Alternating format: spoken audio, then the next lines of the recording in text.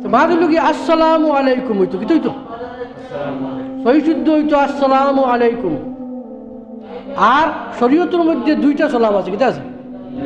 একটা হইল কি আসসালামু আলাইকুম, একটা হইল কি সালামুন আলাইকুম। এই দুই তরিকা ছাড়া আর কোনো যা সালাম শরীয়ত নাই। আমরা দেশের মধ্যে যেটা সালাম বিকৃতি করা হল, এই জাতীয় সালামটোর জবাব লওয়া ওয়াজিব নাই, আর এটা এইরকম সালাম করাও যায় না।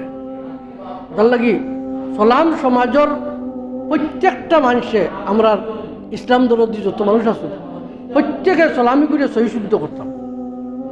এটা আমরা মশ করতে লাগবে।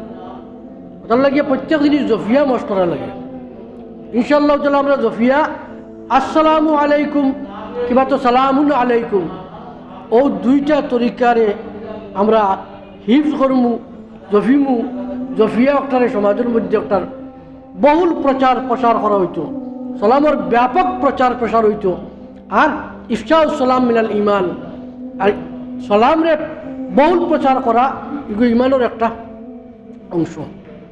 ও কারণে যে মানুষকে ফয়লা সালাম করে এই মানুষটা কিবিরতে কিয়া আল্লাহ তারা হেফাজত করে। আর সালাম মানুষটা করতে আমারে আর আমি মানুষ করতাম না, এই মনোভাবটা হইতো না।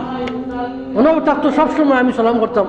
সালাম হরুলেও করা যায়, বড়লেও করা যায়, এটার মধ্যে কোনো হরু বড় কোনো ভেদাভেদ নাই।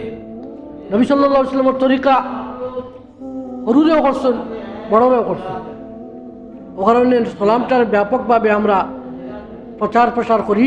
আর একটা রাজরে প্রচারে আমরা খুব ব্যাপকভাবে সমাজের মধ্যে একটা রাজ হোক, ওটার প্রথা চালু হোক, এটার লাগে আমি আমার সমস্ত ভাই বোন বিরাদর সারা গেছে বিনম্র আবেদন রাখিয়া আল্লাহ আমরা রেখা উন্নতি বেশ করে আমলের তৌফিক দান করুক।